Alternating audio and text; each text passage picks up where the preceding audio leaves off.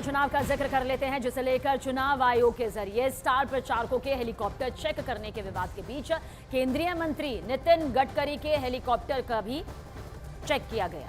ये बड़ी खबर आपको बता रहे हैं, महाराष्ट्र के लातूर में नितिन गडकरी के हेलीकॉप्टर को चुनाव आयोग के अधिकारियों ने चेक किया है। जो वीडियो इस वक्त आप देख रहे हैं उसके जरिए आप ये समझ पा रहे होंगे कि किस तरह से हेलीकॉप्टर में रखे सामान की चेकिंग यहां पर की जा रही है। और इससे पहले महाराष्ट्र के पूर्व मुख्यमंत्री और शिवसेना उद्धव ठाकरे के नेता उद्धव ठाकरे के हेलीकॉप्टर की जांच भी की गई थी, जिस पर उद्धव ठाकरे ने ऐतराज जाहिर कर दिया था। गुस्सा यहां पर उद्धव ठाकरे का सामने आया था कि आखिर क्यों उनके हेलीकॉप्टर की चेकिंग यहां पर की जा रही है, और चुनाव आयोग के अधिकारियों से सवाल भी किया था कि क्या वो बाकी दलों के नेताओं के हेलीकॉप्टर की भी इसी तरह से चेकिंग करते हैं। और उसके बाद आप देखिए, नितिन गडकरी के हेलीकॉप्टर को भी चेक किया गया है, ये तस्वीरें बता रही हैं। वहीं भारतीय जनता पार्टी ने वीडियो जारी किया है जिसमें बीजेपी नेता और डिप्टी सीएम देवेंद्र फडणवीस के बैग की भी चेकिंग की जा रही है। और दावा दरअसल ये किया जा रहा है कि ये वीडियो 5 नवंबर का कोल्हापुर एयरपोर्ट का है, जिसमें चुनाव आयोग के अधिकारी फडणवीस के बैग की चेकिंग कर रहे हैं।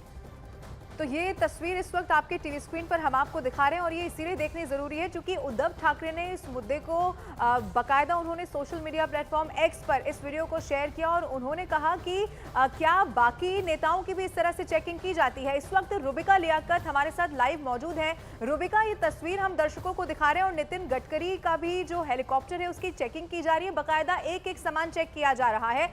उद्धव ठाकरे ने लेकिन इससे पहले ये कहा था अधिकारियों से कि क्या आपने कभी बीजेपी के किसी नेता की इस तरह से चेकिंग की है? नहीं, तो उद्धव ठाकरे ने जो सवाल किया था उसका जवाब आप देख ही तो रही हैं। 2 वीडियो बीजेपी की तरफ से जारी कर दिए गए हैं, नितिन गडकरी को लेकर और देवेंद्र फडणवीस को लेकर। दोनों की चेकिंग हो रही है। दरअसल होता यह है कि हम देखिए चुनाव वाले इलाके में है तो यहाँ पर चेकिंग बड़े तादाद पर होती है। हमारी गाड़ियों को भी रोका जाता है। आप सिर्फ ये कहते हैं कि हम मीडिया से हैं तो वो ज़्यादा आपकी चेकिंग करते हैं। अगर ये पता लग जाए कि आप सफ़ेद पोश नेता हैं तो आपकी ज़्यादा चेकिंग होगी, इसलिए क्योंकि आप ये समझ सकते हैं कि भाई हम तो रोज़ के कामकाज में लगे लोग हैं, अब तो लोगों से परिचय होता है। लेकिन यही आरोप और शंका हमेशा होती है कि इसी तरीके से, क्योंकि कैश को लेकर हमेशा से, चाहे वो कैश हो चाहे वो शराब हो, ये वो चीज़ें हैं जो अक्सर इसी तरीके की चेकिंग में पकड़ी जाती है। और आरोप ये लगता है कि इससे वोट खरीदे जाते हैं, इससे पूरा का पूरा चुनाव जो है वो मैनेज किया जाता है। और इसीलिए अब ये पूरा का पूरा मुद्दा आप देखिए, खुद उद्धव ठाकरे जो है वो जो हेलीपैड है वहाँ पर अपना मोबाइल फ़ोन ऑन किए हुए हैं और वो सारे के सारे अधिकारियों से बाकायदा सवाल पूछ रहे हैं कि क्या नाम है तुम्हारा, तुम्हारी पोस्टिंग कब हुई है, तुम यहाँ क्या कर रहे हो, आओ आओ ज़रा आओ, मेरा बैग जो है वो चेक कर लो। लेकिन इस तरीके की चेकिंग में कोई भी नहीं बख्शा जाता है, चाहे वो मुख्यमंत्री हो कि उप मुख्यमंत्री हो कि विपक्षी दल का सबसे बड़ा नेता हो, सबकी चेकिंग होती है। और ये अधिकार होता है चुनाव आयोग की तरफ से, जितने भी अधिकारी हैं अगर उनको, और ये रैंडम चेकिंग होती है, ऐसा नहीं है कि कोई विश्वसनीय सूत्रों की तरफ से या कोई उनको इनपुट मिल रहे हो जी। लेकिन इस तरीके के अक्सर ये होता है, देखिए विपक्ष जो है वो आरोप लगाता है, सत्ता में जो बैठी पार्टियां हैं, सत्ता वाली जो पार्टियां अगर किसी और राज्यों में विपक्ष में होती है तो वो उन पर आरोप लगाती है, ये चलता रहता है। लेकिन जनता मुद्दों को देखती है। रुबिका, इस बीच कितना जरूरी है कि ये सियासी शख्सियत ये भी समझे कि नियम कायदे कानून आम से लेकर खास तक हर किसी के लिए होते हैं।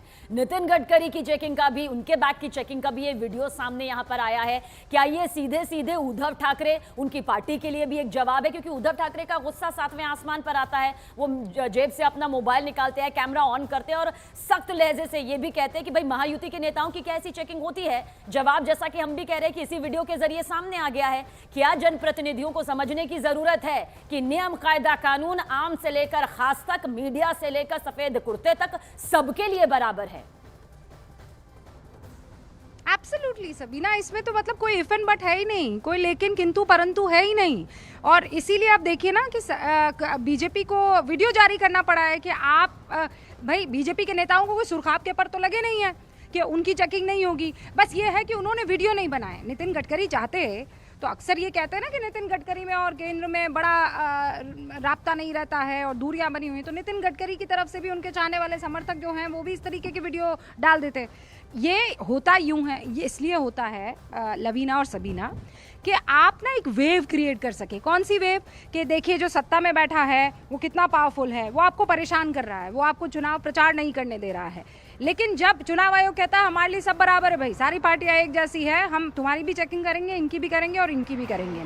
और इसीलिए ये सारे नेताओं को समझना चाहिए कि अगर आपको अटैक करना है तो मुद्दों पर कीजिए। ये जो सिंपैथी वेव या विक्टिम कार्ड वाली बात होती है, ये जनता को सब समझ में आता है। अब मैं आपको बस एक क्विकली, अगर आप थोड़ा मुझे इजाज़त दे तो, ये जो आप हाईवे देख रही हैं, ये बारामती को जाने वाला 4 लेन हाईवे है। बारामती के बारे में आप दोनों जानती हैं, बहुत इम्पॉर्टेंट ये रीजन है।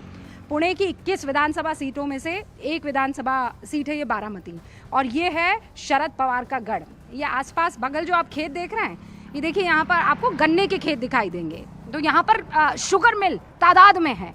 67 से शरद पवार की राजनीति यहाँ पर सबीना और लवीना चल रही है। पहली बार जो है वो यहाँ से विधानसभा जीत कर आए थे, 6 बार बने। उसके बाद उन्होंने अपने भतीजे को सौंप दिया। बहुत इंटरेस्टिंग है, सुनिएगा। हाँ, अपने भतीजे को सौंप दिया सब कुछ कि भाई अब तुम लड़ो क्योंकि मैं केंद्र की राजनीति संभालूंगा। भतीजा कौन? अजीत पवार। अजीत पवार 91 के बाद से लगातार यहाँ पर जीतते चले आए। इनफैक्ट 2019 में भारतीय जनता पार्टी के कैंडिडेट को उन्होंने रिकॉर्ड मतों से हराया। रिकॉर्ड मत पता है, मतलब विधानसभा के चुनावों में 1,65,265 वोटों से उन्होंने हराया।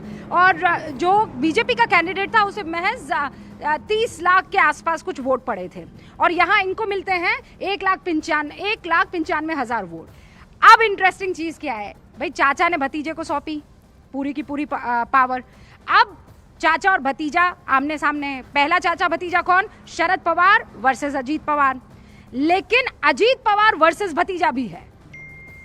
युगेंद्र यादव, माफ कीजिएगा, युगेंद्र पवार जो हैं वो शरद पवार के बेटे के, यानी वो भतीजे हुए अजीत पवार के। तो अजीत पवार चाचा और यहाँ भतीजे के बीच में भयंकर टक्कर है। वही जानने के लिए मैं, लवीना और सबीना पहुंच रही हूँ बारामती। लेकिन चूंकि आपसे और दर्शकों से राब्ता कायम करना था तो मैं यहाँ पर आ गई हूँ। बहुत दिलचस्प चुनाव है, मैं आप दोनों को बता सकती हूँ, महाराष्ट्र के अमेजिंग इलेक्शंस। ठीक है रूबिका, बहुत शुक्रिया हमारे साथ आप बारामती से जुड़ी, और जो चेकिंग को लेकर सियासत इस वक्त चल रही है उसके माने क्या है दर्शकों तक पहुंचाने के लिए और सरल भाषा में समझाने के लिए आपका बहुत बहुत शुक्रिया।